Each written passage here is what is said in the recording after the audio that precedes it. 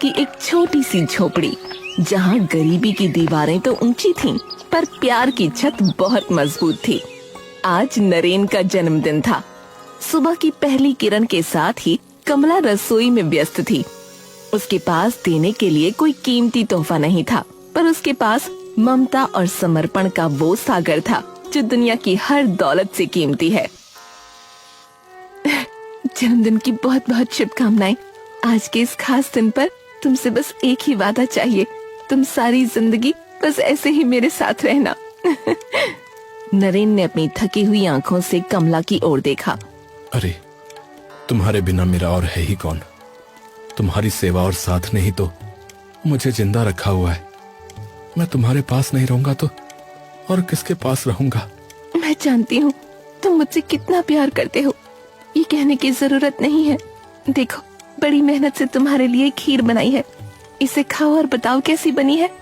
सच कहूँ तो मेरा बहुत मन था कि आज तुम्हें कोई बड़ा उपहार दूं, पर विधाता ने हमें वैसी सामर्थ्य नहीं दी, इसलिए तुम्हारी पसंद की खीर बना पाई। नरेन की आंखें भर आईं। वो जानता था कि एक एक पैसा जोड़ना कमला के लिए कितना मुश्किल है। क्यों फालतू में पैसे खर्च किए। अगर ये खीर न बनाती और पैसे बचा लेती तो हमारे घर का हफ्ते भर का राशन आ जाता। तुम जमींदार के घर कितनी मेहनत करके थोड़े से पैसे कमाती हो। मेरी नौकरी जाने के बाद तुमने ही तो इस टूटते हुए संसार को संभाला है। तुम काम करो या मैं, एक ही बात है, हम अलग थोड़ी हैं। तुम काम ढूंढ रहे हो, मुझे पता है।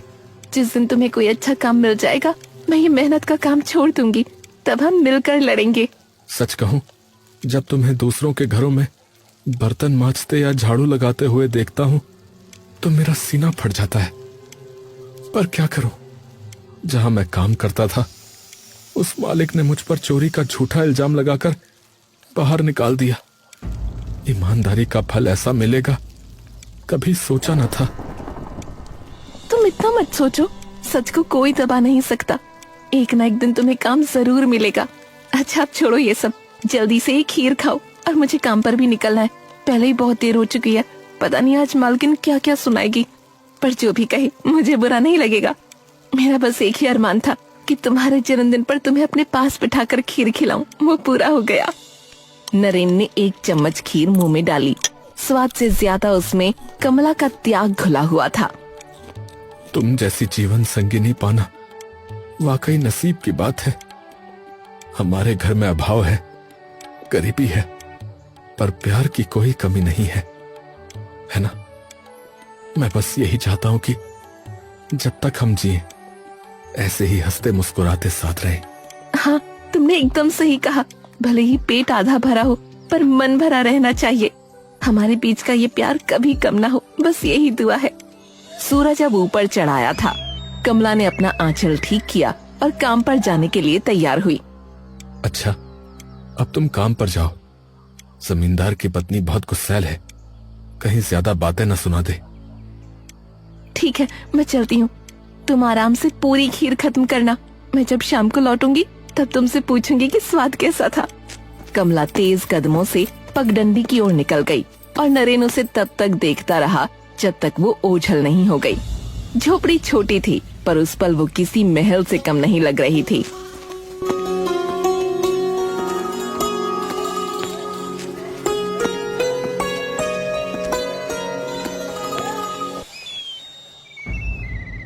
रे कमला, आज काम पर आने में इतनी देर क्यों की? इस तरह काम करेगी तो तुझे काम पर नहीं रख पाऊंगी मैं। हाँ, तनख्वाह तो अच्छी पाती है, फिर भी तू काम में इतनी कामचोरी करती है। क्षमा करें, कल काम खत्म करके आपको बोलकर गई थी कि आज आने में थोड़ी देर हो जाएगी। दरअसल आज मेरे पति का जन्मदिन है, इसीलिए आने में जरा देर हो गई। पर चिंता मत कीजिए, मैं सारा काम बहुत जल्दी खत्म कर दूंगी। तेरे काम से ज्यादा तो तेरी गलतियाँ दिखती हैं। और तूने इतना बड़ा झूठ मुझसे कैसे बोला? कल तूने कब कहा था कि आज देर से आएगी? इतना झूठ क्यों बोलती है रे? तुझे पता भी है जमींदार इनसे झूठ बोलने की सजा क्या होती है? नहीं नहीं, आपसे समझने में भूल हो रही है, मैं सच बोल रही हूँ। अब अच्छा, अगर आपको याद नहीं है तो मुझे माफ कर दीजिए, दया कीजिए। मैं फिर कभी काम पर आने में देर न करूँगी, चाहे मेरी कोई भी समस्या हो, पहले काम पर आऊंगी। सुन रही नौकरानी कमला, हम तेरी तरह नीच और छोटे लोग नहीं हैं, हम जमींदार हैं। हम धनवान और प्रभावशाली हैं। अब जब तूने मुझे इतना गुस्सा दिला ही दिया है तो तेरी इस महीने की आधी तनख्वाह काट ली जाएगी। कि तेरे देर से आने की सजा है ताकि भविष्य में तू फिर कभी देर न करे। ये आप क्या कह रही हैं? कृपया ऐसा मत कीजिए, हम तो जीते जी मर जाएंगे। इस महीने पहले ही बहुत कर्ज ले लिया है। मैं आपके पाँव पड़ती हूँ, मुझे माफ कर दीजिए, इस बार के लिए दया कीजिए। भूल शायद मेरी ही थी, मुझे आपको अच्छी तरह से बोलकर जाना चाहिए था। मुझसे अब एक भी शब्द मत बोल, चुपचाप मन लगाकर काम कर। और जब मैंने कह दिया कि आधी तनख्वाह मिलेगी तो मतलब आधी ही मिलेगी। ज्यादा बहस की तो पूरी तनख्वाह काट लूंगी। हमें अपने जैसा छोटा आदमी मत समझ, समझी तू? हाय रे विधाता, अब क्या होगा? अब हम अपना गुजारा कैसे करेंगे? परान काका, आप यहाँ और मैं आपको घर पर ढूंढ आया। मैंने जो आपसे काम ढूंढने को कहा था, क्या आपने वो ढूंढा? दरअसल काका, मुझे काम की बहुत जरूरत थी। अब तुम्हारी समस्या तो मैं समझ रहा हूँ बेटा, लेकिन पहले मेरी समस्या सुनो। मेरा बेटा अचानक बहुत बीमार हो गया है। डॉक्टर ने शहर जाकर इलाज कराने को कहा है और इसके लिए पैसों की बहुत जरूरत है बेटा। मैंने अपनी कीमती जमीन भी जमींदार साहब के पास बेच दी है। जमीन बेचकर भी और पैसों की जरूरत है। अब सोच रहा हूँ घर बेचकर शहर चला जाऊं, वहां कूली या दिहाड़ी मजदूरी करके घर चलाऊंगा और बेटे का इलाज कराऊंगा। इतने सब के बीच तुम्हारा काम मैं देख ही नहीं पाया बेटा, अब मुझे माफ कर दो। अरे अरे परान काका, आप इतनी समस्याओं के बीच मेरा काम कैसे देखेंगे? काका, आप कृपया मेरी बिल्कुल चिंता ना करें। मैं काम तो एक ना एक दिन ढूंढ ही लूंगा, पर आपके बेटे की सेहत पहले है। हाय रे, कुछ दिन पहले जहां परान काका के पास इतनी जमीन जायदाद थी, आज बेटे की बीमारी के लिए सब कुछ बेच दिया। लेकिन काका, पैसों से ज्यादा जीवन की कीमत है। आपका बेटा जल्दी ठीक हो जाए, यही कामना करता हूं। हाँ बेटा, मेरे लिए प्रार्थना करना ताकि मैं अपने बेटे को बचा सकूं। तो बेटा, अब मैं चलता हूं, मुझे दूसरी जगह भी जाना है। अच्छा काका, आप जाइए, बिल्कुल चिंता ना करें काका। विधाता ने जब बीमारी दी है तो वही उसे ठीक भी करेंगे। हाँ बेटा, अब और कोई चारा भी तो नहीं है।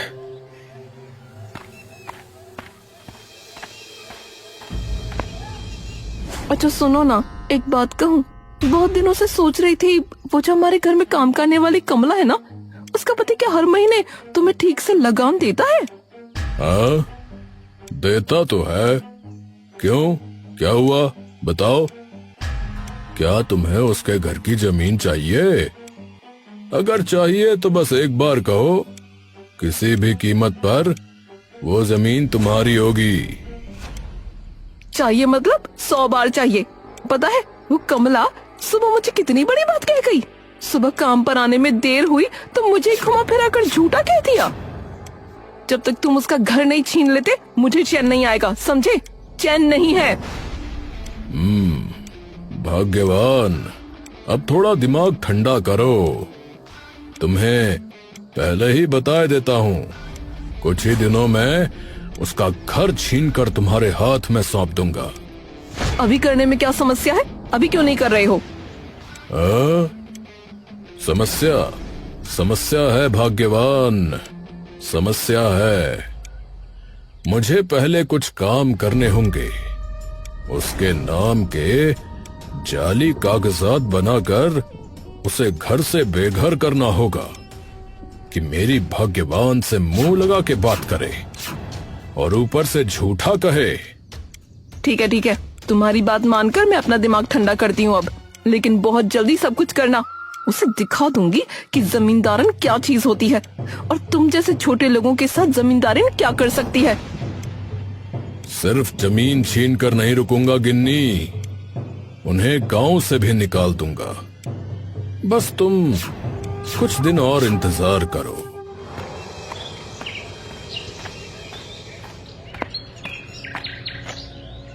भाग्यवान, आज मैं इतना खुश हूं कि कि मुझसे ज्यादा खुश इस दुनिया में कोई नहीं है।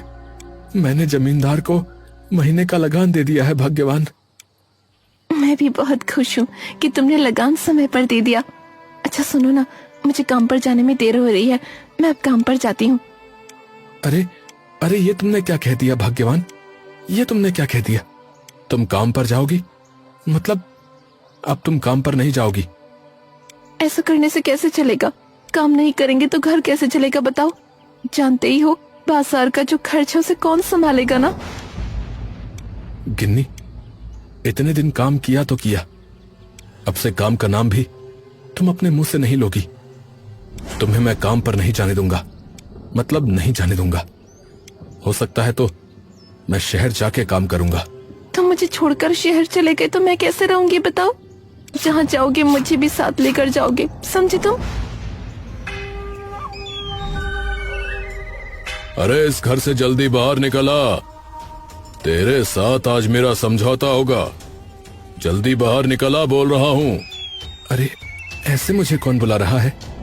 चलो तो जाकर देखते हैं। आवाज कैसी जानी पहचानी लग रही है।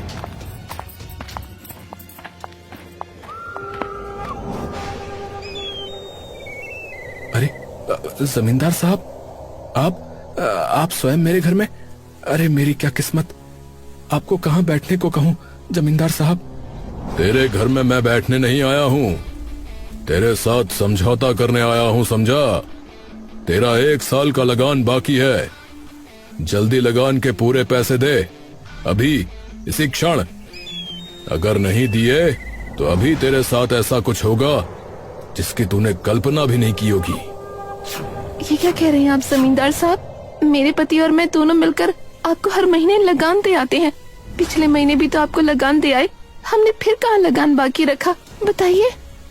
हाँ जमींदार साहब, मेरी पत्नी तो एकदम ठीक बात कह रही है। हमने कभी लगान बाकी नहीं रखा। किसी दिन हमने 2 दिन भूखे रहकर देखा है, लेकिन लगान के पैसे हमने पूरे दिए हैं। देखिए जमींदार साहब, इसकी कितनी बड़ी हिम्मत, आपको झूठा कह रहा है। ए बेटे, तू क्या जानता है कि तू किसके साथ बात कर रहा है? सच में इतनी हिम्मत? आज से तेरा ये घर मेरा हुआ। अभी इस घर से जल्दी चले जा, नहीं तो बहुत बुरा हो जाएगा। जमींदार साहब, मैं आपके पैर पड़ता हूँ। मेरी पत्नी अभी गर्भवती है, कुछ दिनों बाद मेरा बच्चा आएगा इस दुनिया में। हम अब कहाँ जाएंगे जमींदार साहब? दया करके हमारा घर मत छीनिए जमींदार साहब। मैं हूँ जमींदार चंद्र नरेन, मैं जो कहता हूँ वही करता हूँ। हट, इस घर से जल्दी बाहर निकल, चल। ठीक है जमींदार साहब, आप जब हमें यहाँ रहने नहीं देंगे तो हम ये घर छोड़कर चले जाते हैं। और मैं ये भी जानता हूँ कि ये गांव वाले आपको कुछ भी नहीं कहेंगे, क्योंकि उनमें बिल्कुल भी हिम्मत नहीं है। चलो भाग्यवान, हमें नहीं रहना ऐसे लोगों के बीच। भगवान सब सही करेगा।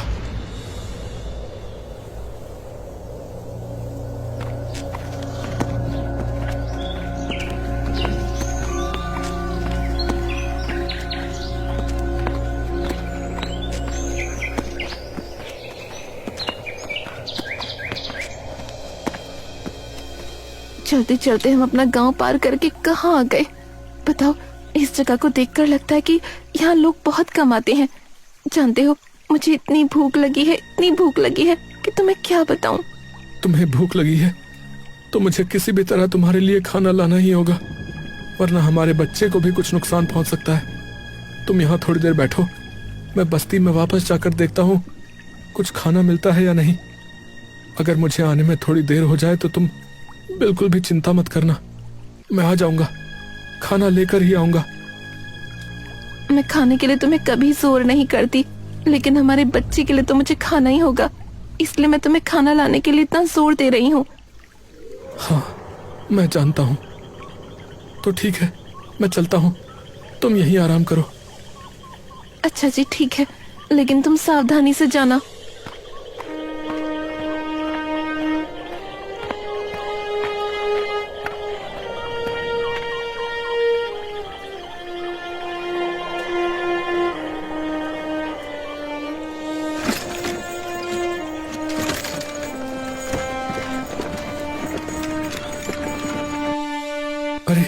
सुनती हो, एक जगह 1.5 घंटा काम करके तुम्हारे लिए ये खाना लेकर आया हूँ। अब कृपया जल्दी से खा लो। बिना पैसों के कोई खाना नहीं देना चाहता, इसलिए काम करके ये खाना लेकर आया हूँ। एक घने और रहस्यमयी जंगल में, जहाँ सूरज की किरणें भी मुश्किल से पहुँच पाती थीं, नरेन और कमला अपने गांव से बहुत दूर थे। वो दोनों एक सुरक्षित ठिकाने की तलाश में थे और भूख प्यास से बेहाल।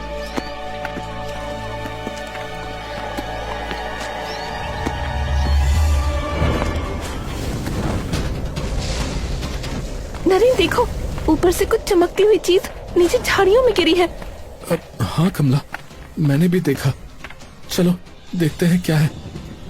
झाड़ियों के बीच उन्होंने देखा एक परी बेहोश पड़ी थी। उसके पंख हल्के नीले रंग के थे, लेकिन एक पंख बुरी तरह से मुड़ा हुआ था। कमला ने अपनी साड़ी का पल्लू फाड़ा और उससे परी के पंख को धीरे से बांधा ताकि उसे सहारा मिल सके।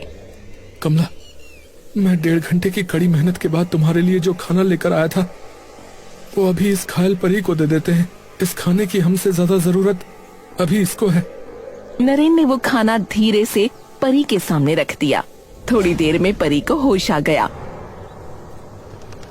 अपने घायल पंख को फड़फड़ाया, लेकिन वो उड़ नहीं पाई। उसकी आंखों में उदासी और डर साफ दिख रहा था। तुम चिंता मत करो नन्ही परी, जब तक तुम ठीक नहीं हो जाती, तुम हमारे साथ इस पेड़ के नीचे रहो। हाँ नन्ही परी, ये जगह सुरक्षित है और हम तुम्हारी देखभाल करेंगे। जब तक तुम उड़ने लायक नहीं हो जाती, तुम हमारी दोस्त हो। परी ने उनकी आंखों में देखा, जैसे उनकी दयालुता को पहचान रही हो। वो जानती थी कि उसे अब उड़ने में समय लगेगा, तो उस दिन से पंखुरी नाम की वो परी कमला और नरेन के साथ उसी विशाल पेड़ के नीचे रहने लगी। नरेन, मैं इसके लिए जंगल से मीठे फल ढूंढ कर लाती हूँ। अरे मैं इसको साफ पानी पिलाता हूँ और हमारे आसपास नजर रखता हूँ। रात को वो तीनों एक साथ बैठते। नरेन उन्हें जंगल की कहानियाँ सुनाता और कमला अपने गांव की बातें बताती। पंखुरी चुपचाप सुनती, कभी कभी अपने जादुई पंख से हल्की रोशनी कर देती। नरेन देखो, परी ने अपने जादू से इन फलों को कितना मीठा और रसीला बना दिया है। हाँ, ये हमारी देखभाल का ही फल है। समय बीतता गया। पंखुरी के पंख धीरे धीरे ठीक होने लगे, लेकिन इस दौरान उन तीनों के बीच एक गहरा रिश्ता बन गया था। एक घायल परी और दो इंसान जंगल में एक साथ जीवन बिताते हुए एक दूसरे का सहारा बन गए थे। एक रात कमला, नरेन और पंखुरी पेड़ के नीचे आग जलाकर बैठे थे। पंखुरी का पंख अब पूरी तरह ठीक हो चुका था। वो खुशी से अपने पंख फड़फड़ा रही थी। कमला, नरेन, तुम दोनों ने मेरी बहुत मदद की है। जब मैं घायल होकर गिरी थी, तब तुमने मुझे सहारा दिया। अब मैं पूरी तरह से उड़ सकती हूँ।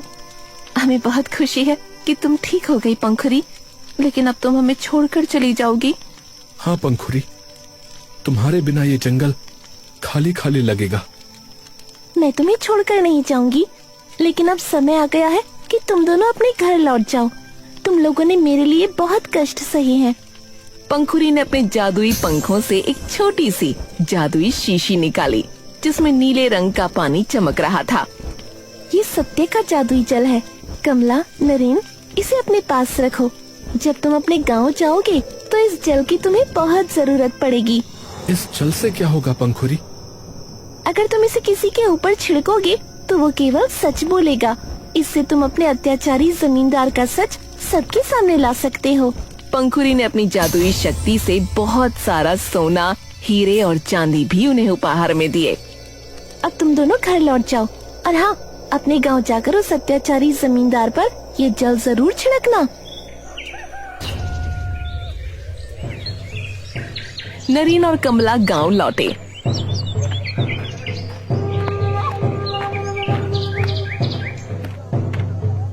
गांव के बीचों बीच जमींदार खड़ा होकर अपनी झूठी तारीफ कर रहा था और गरीब ग्रामीणों को डरा रहा था। अरे, मैं ही इस गांव का देवता हूँ। अब तुम सब मेरे गुलाम हो, गुलाम, समझे? और रही बात उस नरेन की, उसे तो मैंने गांव से निकाल कर ठीक ही किया। अब तक तो वो उस जंगल में भूखा मर रहा होगा। तभी भीड़ को चीरते हुए नरेन और कमला सामने आते हैं। उनके पीछे गांव वाले हैरान होकर देख रहे हैं। जमींदार, अब और झूठ नहीं, आज तुम्हारा सच सबके सामने आएगा। हाँ? अरे अरे, ये मैं क्या बोल रहा हूँ? मैं रुक नहीं पा रहा हूँ। हाँ, मैंने ही तुम सब ग्रामीणों की जमीनें हड़पी हैं। मैं एक लालची और बुरा इंसान हूँ। हाँ, अरे मैं ये क्या बोले जा रहा हूँ? अरे ये क्या कह रहा है? अरे भगवान, ये तो पापी निकला भैया। अरे जमींदार ने अपना जुर्म कबूल कर लिया है, इसे छोड़ना मत। हाँ, इसे छोड़ना मत। सभी गांव वाले मिलकर जमींदार को घेर लेते हैं। जमींदार डर के मारे कांपने लगता है और जमीन पर गिर पड़ता है। अरे अरे, मुझे माफ कर दो। मैं सारी जमीन वापस कर दूंगा सभी की। कमला, नरेन, मुझे बचा लो। मैं अब कभी किसी गरीब को नहीं सताऊंगा। जमींदार, माफी मांगने से पाप कम नहीं होते। जो तुमने किया है उसकी सजा तुम्हें जरूर मिलेगी। गांव वालों, जो सोना चांदी हमें उस जादुई परी ने दिया है, उससे हम गांव के सभी गरीबों की मदद करेंगे, लेकिन इस जमींदार को गांव से बाहर कर दिया जाए। ये नरेन नरेन नरेन नरेन, हमारा नया मुखिया नरेन होगा। हाँ, नया मुखिया नरेन होगा। हाँ भाई, हाँ बिल्कुल भैया, बिल्कुल। नरेन और कमला गांव के मुखिया बनते हैं और सब मिलकर खुशी खुशी रहने लगते हैं।